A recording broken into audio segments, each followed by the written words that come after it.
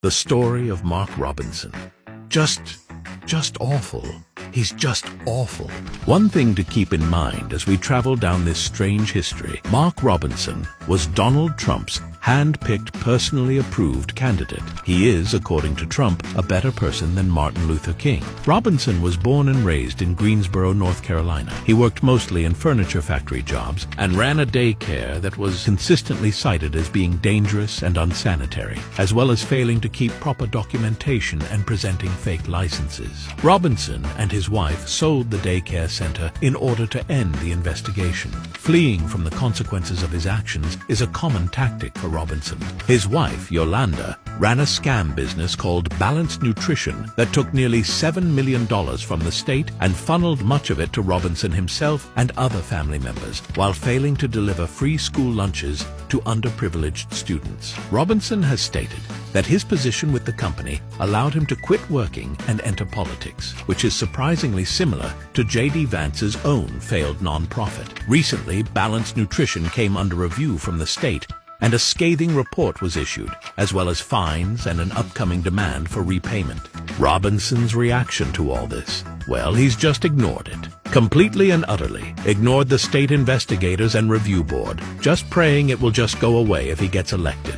Strangely enough, when he ran for lieutenant governor, he purposefully waited until late in the process, after the financial disclosure period had passed, to put his name on the ballot. And he failed to disclose his donors and how he spent his money. But his aggressive demeanor and incendiary language made him very attractive to Donald Trump. In June, Robinson really ratcheted up his insanity.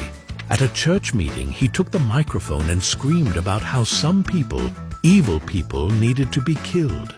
Through his campaign, he has screamed about communists, about Marxists, about how bisexual and gay people are by nature pedophiles, that trans women needed to be jailed, that Barack Obama isn't a citizen, and Michelle is secretly a man. He was truly unhinged during these last few months.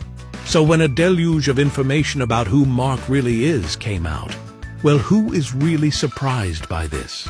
Robinson's email, one he still uses and confirmed by the campaign, was linked to obscene forums where he listed off fantasies about trans women, insane ideas about reinstating slavery, and just general madness that grips the entirety of the MAGA religious cult. In addition to this, local pawn shops have come forward and said he was a regular for years, with staff being on a first-name basis with Robinson.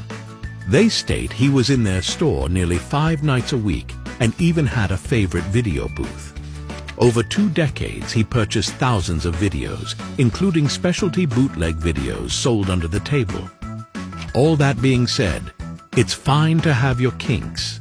It's not fine to turn around and shame others, call for the reinstitution of slavery, the jailing of LGBTQ people, scam underprivileged children out of millions of dollars, endanger the lives of preschool children, and do it all while hiding behind the skirts of religion and Donald Trump. Mark Robinson is awful. He is an angry, hate-filled con artist who needs to be driven from politics and into long-term intensive therapy, and probably jail.